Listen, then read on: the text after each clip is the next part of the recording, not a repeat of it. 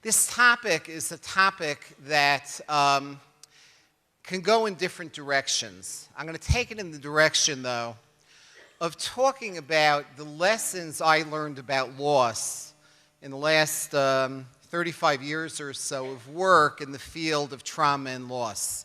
My specialty, in terms of my secular research area, my clinical area, has been working with populations that have experienced different kinds of chronic stress, be it families of children with cancer, be it in Sri Lanka after the tsunami, or in Israel at the height of the most recent intifada, or most intensively in New York in the years after the 9/11 attacks.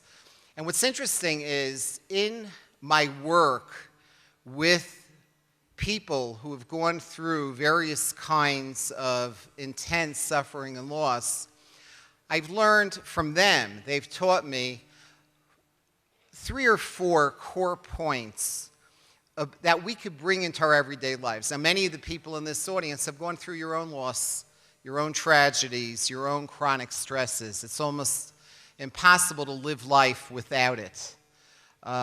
It says at the beginning of one of the classic Musar works that the purpose of life is lamod b'nisyonos. It's to be able to withstand living with the inevitable trials and tribulations of life. And I'm going to talk a little bit about the collected wisdom that I learned from people who have taught me about the following areas. I'm going to start by first talking about naming the monster. The need to talk. The question often comes, are we better off not talking about certain things? Are you better off putting things behind you? Is it better off to just sort of say, okay, I've experienced this tragedy, but I have to move on to the next phase of my life? And I want to share with you first a Jewish thought and then some of my clinical experiences. There's a brilliant Jewish thought in a very cryptic passage in the Torah describing God's footstool. And here's what it says. It describes God's footstool. Who even knows what this means at whatever mystical levels? And it says that it was K'maseh livnas sapphire, sapphire.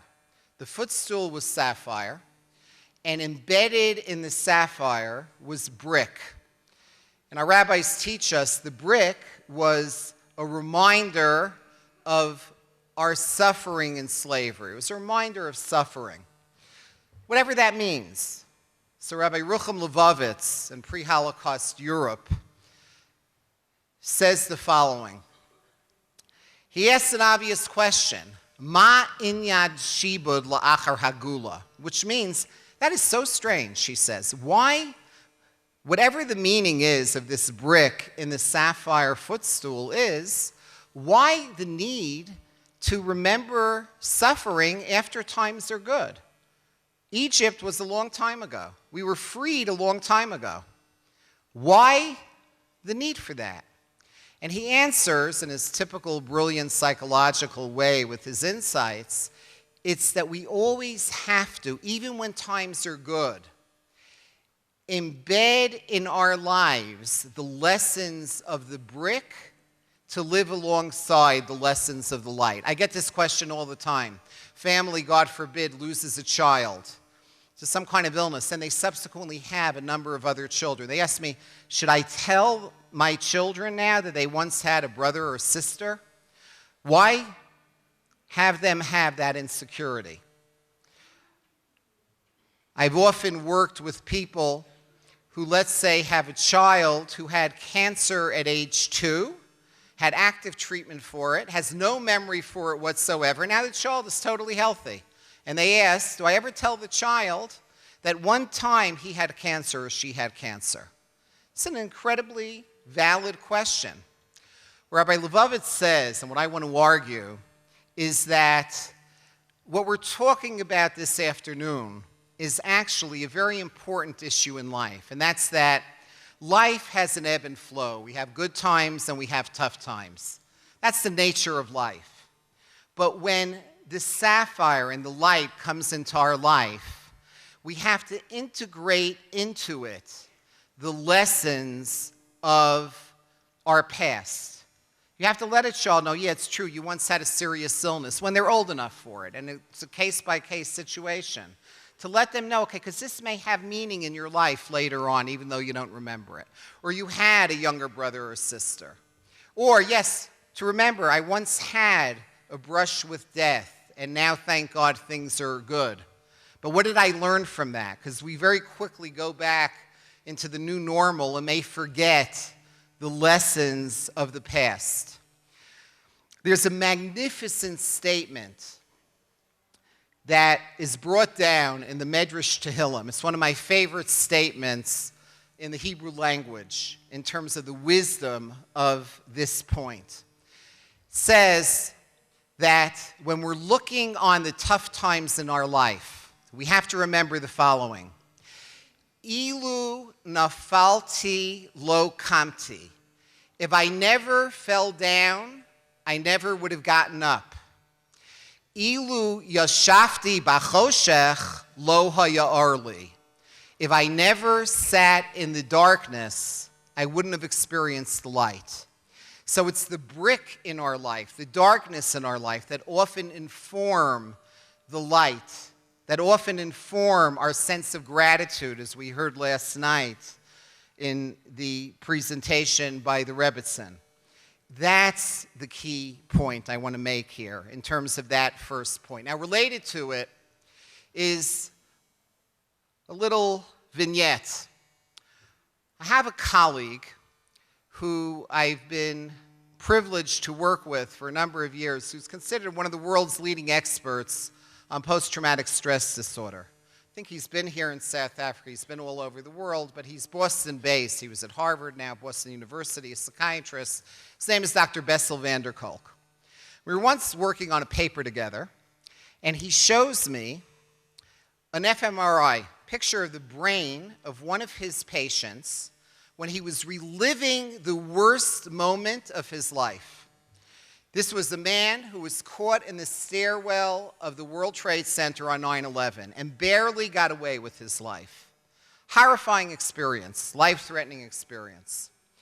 And he actually, as part of trying to understand this person better and trying to understand trauma better, he had him in an fMRI take a picture of what does the brain look like when you're having a flashback to the worst moment of your life. And he showed it to me, and it was amazing. Because you know what your brain looks like when you're having the worst moment of your life? Brokaw's area is shut down. The language centers of the brain are shut down. You're literally rendered speechless. Our rabbis tell us that when Aaron heard that his 2 sons died suddenly, the word used is Vayidom Aharon. Vayidom is an interesting word. It's a Hebrew word for silence, but it's a different kind of silence. The Barbanel asks, why doesn't it say Vayishkod Aharon? The usual word for silence is sheket, be quiet. Why Vayidom? And he answers, because sheket is for when you know a response in your head, but you choose not to share it. Demimus, as opposed to sheket, is where you literally are rendered speechless. That's what I was looking at. When I looked at it, the first words that I thought was, this is demimut. And then, this is where it gets practical. What Dr. van der Kolk showed me over a period of subsequent months, that as he gave this man words for his pain, as he helped him name the monster, as he lit up Brokaw's area, the man got better. The man integrated the lesson of the brick into the sapphire, and he improved. It's amazing. I'm not saying it could happen right away. For many of you who may have gone through particularly devastating tragedies in your life, it may take longer, or it may be a lifetime of struggling to have that integration. But ultimately, naming the monster in some way. It doesn't have to be with words necessarily. It could be with meaning or whatever meaning you find. I'm going to get to that in the next point I want to talk about. But that is ultimately the answer. Just really briefly, I wanted to tell you that there's a Jewish concept. Rabbi Charlap, who was a well-known rabbi in Jerusalem in the early 1900s. I work with his grandson, Yeshiva University. In his Haggadah, he wrote in the early 1900s that slavery, kind of slavery that we deal with on Passover, takes away our koach hadibur. It takes away our power of speech. Slaves have no power of speech. They aren't given the freedom and the space to name the monster and to talk about things. He says when we celebrate the Seder on Seder night, what's it called? Magid, because that's our answer to suffering. We sit around as our family. We sit around together around the table and light up Broka's areas of people, light up the language centers. He says Magid, which is what the Seder is about, is our answer to having our freedom taken away from us all those years ago. So that's part one. Part one is we have to integrate the tough things that happen to us, even in good times, because there are tremendous lessons to learn from it. And on top of that, it's often helpful to figure out a way to approach it, either with words or with other ways. And that brings me to part two. Part two, which is, I think, the most important point I want to share with you today, is the variety of coping mechanisms that people have. We all know that men and women, for example, often have different coping mechanisms. About 80% of women, when they go through a tough time, they're often consoled by talking things out. 80% of men aren't necessarily going to be verbal about what happened. They may prefer to go into the problem-solving mode. So the very thing that helps women is often the very thing that makes men actually sick, okay? And the key is, in any family, there's often a variety of coping mechanisms. So I want to share with you a story and then make some recommendations. It's a story that I learned a tremendous amount from. I was invited to go to Israel at the height of the Second Intifada. This was in 2002, I believe. I was going there to do a lot of lecturing to various trauma therapists. They knew much more about the topic than I did, but you can't think clearly for yourself, even when you're an expert. There's a brilliant saying in the Talmud, Ein chovish mater asmo mi beis hasurim. You can't free yourself from your own prison. And these brilliant experts in trauma were inviting me as an outsider to come to just hang out with them and talk and think things out, because they needed somebody who was living in the relative safety of New York. So one afternoon, I was in the Jerusalem Trauma Center giving a talk to a group of 30 or 40 therapists, and a call comes in to the director of the clinic that there was just a bombing at the Hebrew University cafeteria, the Frank Sinatra cafeteria there. If I remember correctly, 9 people were killed. And immediately, we all know how tightly interconnected Israeli society is. The phone starts ringing off the hook. 9 people, that means who knows how many hundreds of connections and psychiatric emergencies that needed to be cared for right away. And immediately, all the therapists I was speaking to cleared out of the room, of course. And after everybody left, Dr. Brahm gets a call from the director of a camp, a summer camp in the middle of Israel. And the word was that one of their counselors, one of their madrichot, had been killed in the bombing. And Dr. Brahm comes out to me, he says, look, I'm out of therapists. Do you mind going there, tell the kids that their beloved counselor was killed, and spend the day with them? The associate director of the center was still there, and the two of us got in her car. We go to the middle of the country. We go into the camp, fully expecting to be in charge. We'd both done these kind of interventions many times before. It's never easy, but it's often helpful. That doesn't happen in Israel. No Israeli is going to certainly let an American tell them what to do. The director of the camp immediately put me in a corner, put my colleague in a corner, and he got up. And what he said next has really changed in many ways the way I view trauma.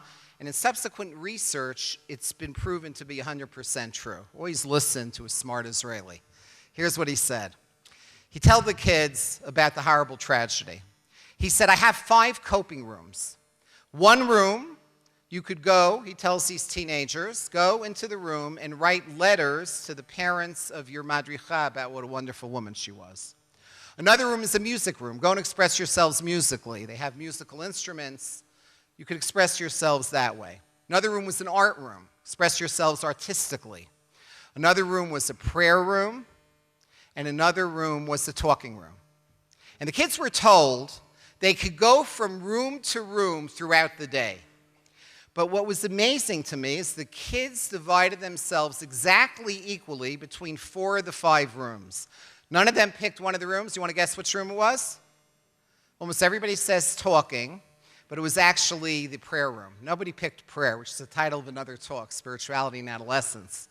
It's an area that I've done, I've been doing a lot of research in lately, but that's another fascinating area. But none of the kids chose the prayer room.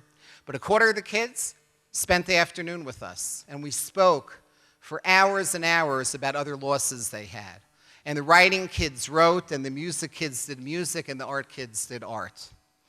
What happened was, the following week, I go back to New York, and I was very taken by this experience with the 5 coping rooms.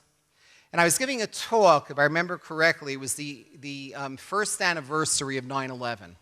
I was asked to give a talk in New York to a community group. And I told them the story of the 5 coping rooms, because I thought it was a very important story. And a woman comes over to me after the talk, and she tells me the following unbelievable story. She said that her father was a Vishnitz chassid who was in the concentration camps with Elie Wiesel. She says it had been years, probably about 60 years, since her father had seen Elie Wiesel, but Elie Wiesel had given the Nobel laureate who writes about his experiences in the concentration camps, he was giving a lecture in Manhattan the week before I gave this talk. And her father said, I don't know if Professor Wiesel will remember me, but just tell him my name. Maybe he'll remember me. So she waits online after the talk. And she goes over to Elie Wiesel. She says, my father's name is such and such. You may remember him. He says that he shared a bunk with you in the concentration camp. And immediately, Mr. Wiesel, his eyes tear up. And he says, do I remember him? He saved my life. He never told you that anything I've accomplished is because of your father? I'm here because of him. And he says the following unbelievable story. He said there was a day that was beyond endurance, like all days are, I imagine, in a concentration camp, but it was really getting to them. They were being frozen, they were starved, they were being tortured, they'd already lost immediate family members. Who could even imagine what that was like? And a group of Russian prisoners of war got a hold of some rat poison. And they decided that they're going to end their lives. They wait online, each one patiently taking the dose of poison. And Elie Wiesel said, I was a teenager. What do I know? I figured they're going to kill me anyway. And I figured I was going to make that the last day of my life. And I go online behind the Russians. All of us said, every adolescent in that section of the camp went online behind the Russians, fully intending to end our lives that day. Everybody except your father, the chassid. He said, your father retained his faith even in that horrible place. And he goes off to the side of the line, and he breaks in to this ancient Vishnitz nigun, this ancient Hasidic tomb, for Ani Mamin be'emuna shlema b'vias HaMashiach. I believe with total faith in ultimate redemption. And Professor Wiesel says the song broke our suicidal spell. One by one, we left the line. one by one, we surrounded your father and joined him in singing the Animam. And none of us took our lives that day. And I'm here because of your father. Go home and remind him of what he did for me. That's the power of coping. Sometimes it's music, sometimes it's writing, sometimes it's talking, sometimes it's taking it in instead of words, it's doing chesed, acts of kindness for others.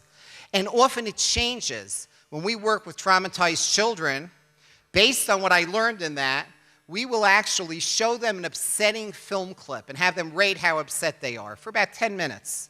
We then have a table filled with 13 different coping mechanisms, perfumes, comic books for them to distract themselves. We have aromatherapy and lotion therapies, and you name it. We have music on iPods, and we have the kids go, and they pick what works for them. And over the course of time, they develop their own toolbox of coping mechanisms. This doesn't have to be extreme trauma. It could be the regular stress in your life. What works for you? What works for those who are close to you? And don't get judgmental and think that just because something works for you, it's going to work for your husband, your son, your daughter, your father, your mother, your best friend. It doesn't work that way. You have to accept it.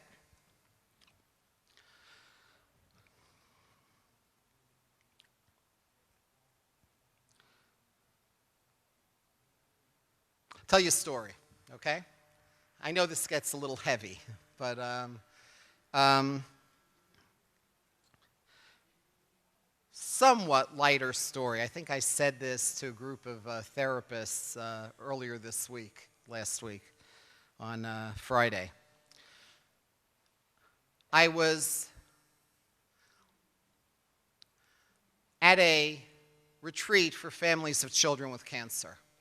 It was the first one this organization had, Chai Lifeline had. Everybody was very nervous about whether it would work. And getting up to start the program and to break open what the program was about, which was talking about everybody having in common a seriously ill child. And I was standing at a lectern like this, and I'm about to start the talk. This was about 20 years ago. And before I could open my mouth, a couple comes marching down the center of the aisle, and the man starts screaming at me. I didn't even open my mouth. He says, "You have my body here. My mind's going to be a million miles away. I'm not going to listen to a word you have to say." And he rushes back to his seat. So I run after him. I say, "Help me understand what just happened." You know, I didn't say anything. He said, "Look," he says, "my son was diagnosed with leukemia about a year ago." He said, "I'm a physician." He's a physician. He said, "I spent the last year doing what comes most naturally to me. I went and I found the best possible treatments for my son. I traveled around the world to see for this kind of leukemia what's the best treatment." He says, "Now we finally have a weekend that is, for me, a weekend I've been looking forward to for a long time. It's in a beautiful resort hotel. There are counselors for all my children. There are doctors for my sick son. I could finally relax, and my wife is making me go listen to you." And she's in the side whispering to me, "Make him stay, make him stay."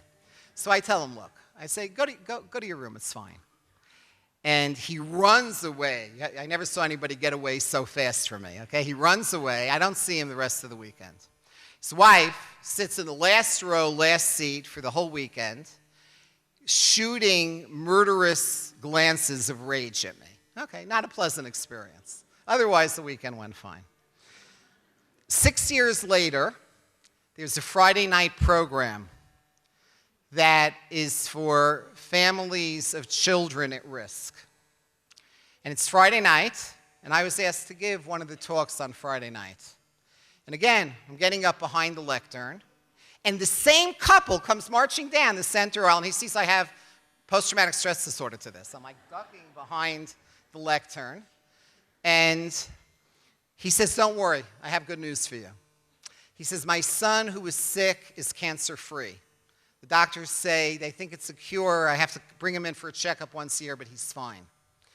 He said, "But my older daughter, who was always fine, realized it's her turn now. It's safe. So she started to become a real behavior problem. So we decided to come to this weekend retreat.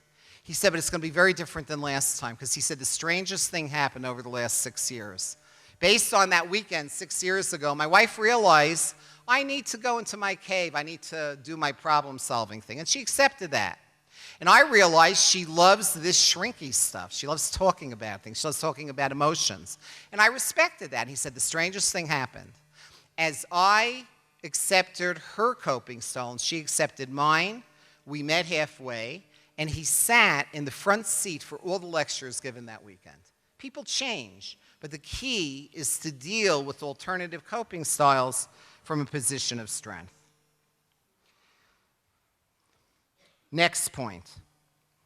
The next point has to do with the power of connection. The power of connection. You know, here's one of my favorite studies. They take people and they put them at the bottom of a hill. So they take you as an individual, they put you on the bottom of a mountain. And they say, estimate the steepness of this mountain. Study shows the following. If you're alone, you see the hill is very steep. If you have somebody at your side, the hill looks less steep. The closer you are to the person at your side, the less steep the hill looks and the less tired you get walking up the hill. That's a metaphor for the power of connection reflected in this room and reflected in general in terms of dealing with the stresses in life. Study came out the last couple of years from the field of positive psychology. And it was an interesting thing. They found if you had one question to ask somebody going through a tough time that would predict their resilience the best, just one question. You want to know what that question is? Do you have one person in your life who you could wake up at 3 o'clock in the morning if you were really troubled about something? If the answer is yes, it predicts resilience. When I first read that study, I did something terrible to my poor wife. 3 o'clock that morning, I wake her up and I say, Lonnie, get up, get up. And she says, what, is everything okay? I said, well, is it okay if I talk to you about something? And she says, yeah, sure. I said, fine, go to sleep, okay? So that's all I needed to know. So if we're blessed with that, it's wonderful. And if we're not, that's fine, that's fine. The question is there a way to recruit, if not that one person, is there a way somehow to figure out if there's some way to foster that sense of connection in some way, okay? And it doesn't only have to come in the form of a 3 o'clock in the morning partner, okay?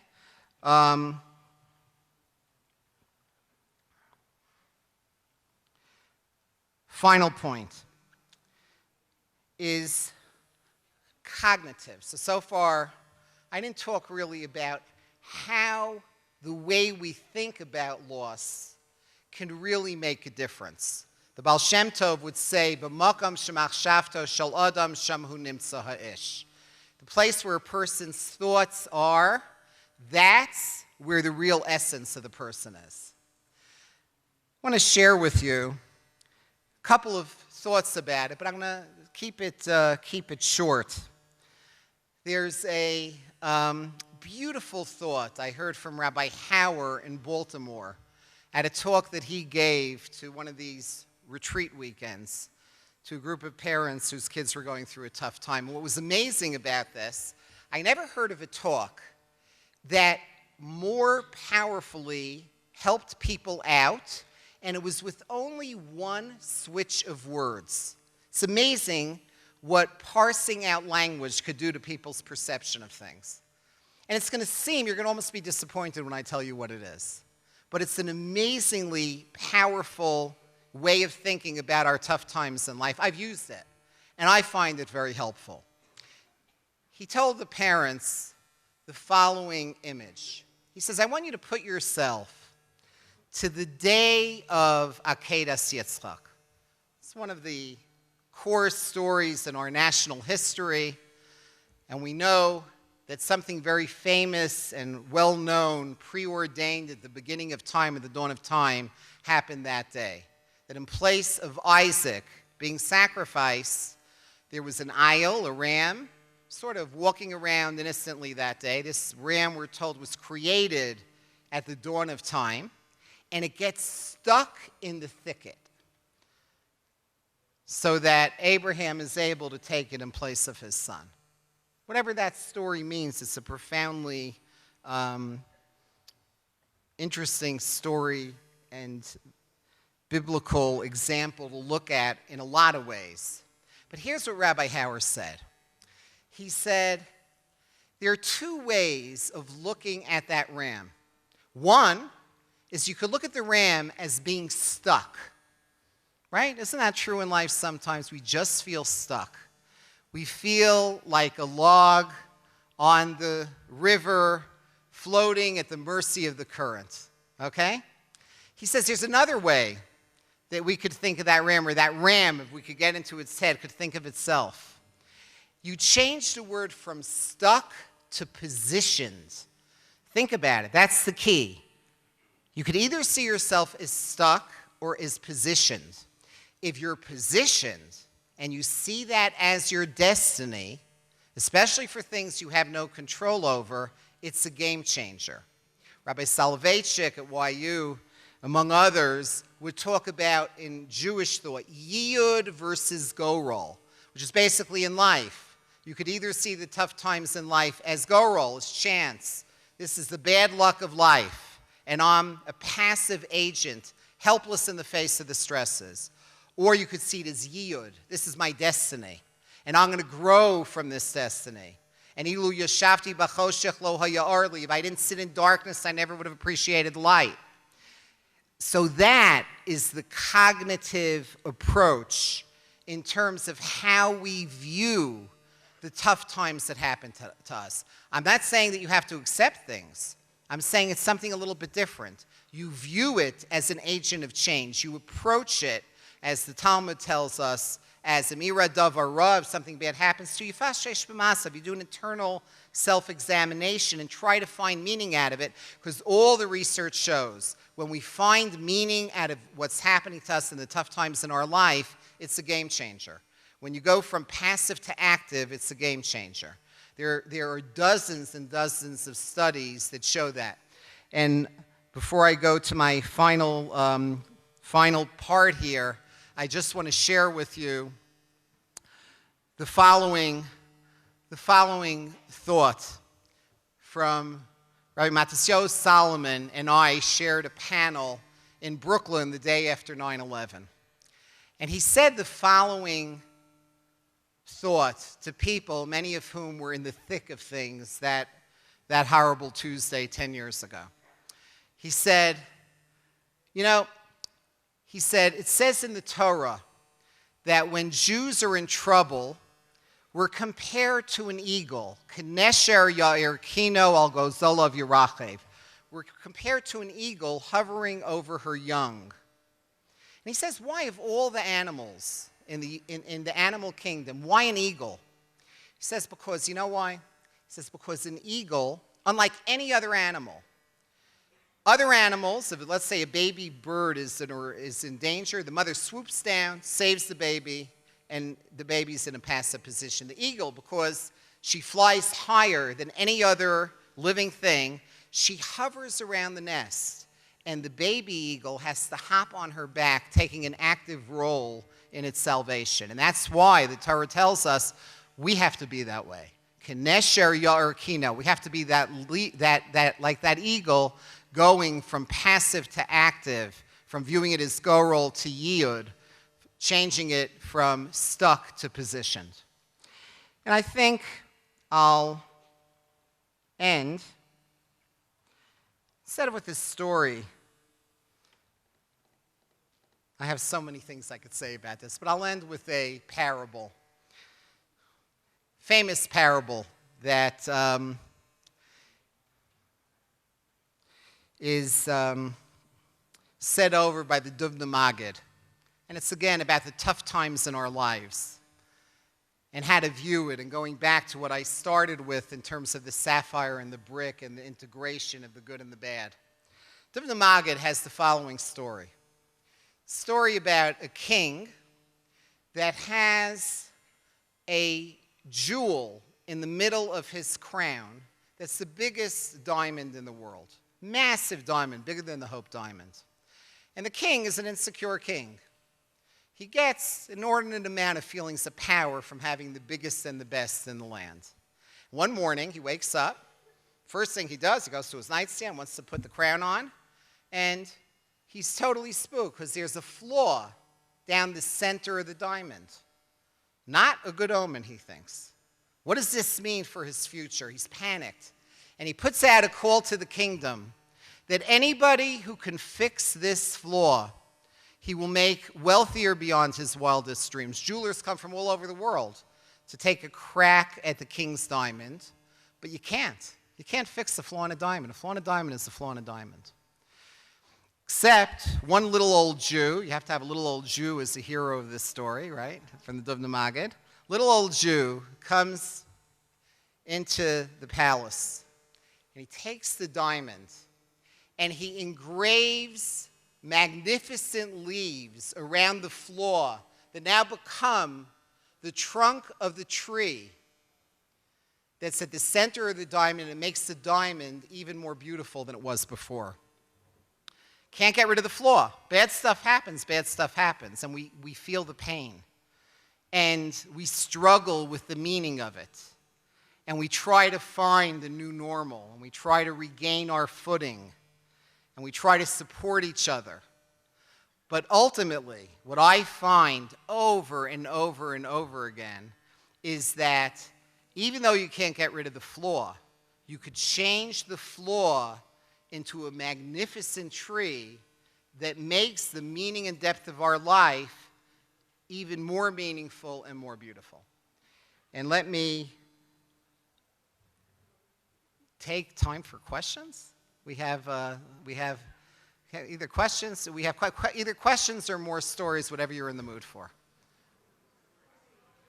Let's have a vote. Okay. Okay.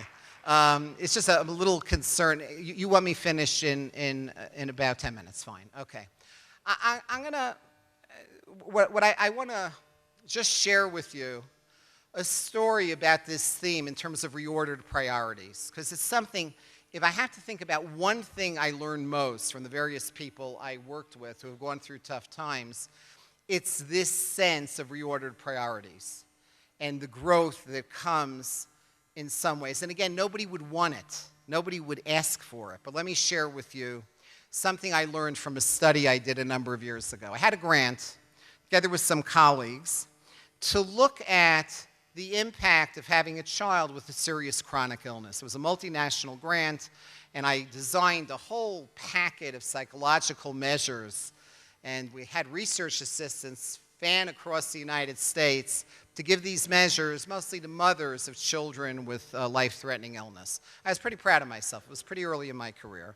And almost immediately, I start getting angry phone calls from all the research assistants yelling at me, saying, David, we can't go on with this study. People are furious at us. So I said, why? They said, because everybody's saying the same thing. You didn't ask a single question about what positive came from the experience. I said, well, how could I do that? It seems so arrogant. They said, look, we're just the messenger. You figure out what to do. So I added questions about that. Of course, it became the most valuable part of the study. And here's what one of the women wrote in response to that question. She said, her son was diagnosed with a form of cancer. She said before the diagnosis, the most important thing in her life was to perfect her tennis swing. And when her son was on active treatment, it was a stormy night, and her husband was spending the night in the hospital with her son. It was about 7 o'clock in the morning. She was about to go to the hospital to spell her husband and spend the day with her son. And her doorbell rings. It's her next door neighbor. There was a storm the night before, as I said, and the tree in between their two houses fell on her car and totally destroyed her car, her neighbor's car. Neighbor's inconsolable. She comes into this woman's kitchen. She's crying hysterically. And this mother helps her out. She calls the insurance agent. She gives her a lift to work. And as this woman who lost her car is going into her office, this woman says, I started to laugh to myself because I thought to myself, I would have had the same reaction a year ago. But what if the wind was blowing in the other direction and the tree fell on my car instead? You know what I would have done? I would have said, oh, I guess I better call a taxi. I guess I better get a lift to work. And I would have gone to work because I know what's important in life. I would have gone to the hospital to spell my husband. What's important to my life is to give my husband a break. It's to spend the day with my son. Who cares about things? She says, that's how my life's changed. And I'll end with a somewhat more positive, light note. And with this, I'm truly going to end. I'm within my time, I think. Should be just about right. I shared this story earlier this week with some therapists, and even though it's a baseball story, I South Africanized it a little bit to explain a little bit about the basics of baseball. There's a baseball field in Boston, New York. I heard this story from a trauma expert in Boston. There's a baseball field very famous. It's called Fenway Park. It's where the Boston Red Sox play. It's a legendary field. They usually lose. And there's an off day at the park, and the groundskeeper takes his little 10-year-old son with him to work, and his son is on the field playing, pitching the ball to himself. So right in baseball, if you get 3 strikes, you're out. But he was self-pitching, And the only other person in the park is an 80-year-old man high up in the bleachers in the stands chewing on a cigar. And the boy is at the field enjoying being in this famous place and enjoying being at work with his father. And he calls out to the empty field, I'm the greatest baseball player who ever lived. Picks the ball up, swings and misses, strike 1. He's not daunted. Picks the ball up again. Says, I'm the greatest baseball player who ever lived. Picks the ball up, swings and misses, strike 2. He does it 20 times in a row. You only get 3 strikes. 20 times in a row. Totally not being fazed by the fact that he just missed the ball 20 times in a row, and the old man can't take it anymore. He takes the cigar out of his mouth, and he says, Sonny, stop it. I have to talk to you. And he makes his way down the stands, and he says to the boy, look, I admired your confidence, but let's face it, you have to be realistic in life. You're saying you're the best baseball player who ever lived, and you just missed the ball 20 times in a row. And the boy looked at him proudly, and he says, yes, sir, he says, but have you ever seen such incredible pitching? That's often the challenge. Often the challenge in terms of coping with stress and loss. So you have to figure out the way to focus on the pitching, you have to figure out a way to focus on the tree around the floor, and to transform the lessons of the brick into the light. Thank you.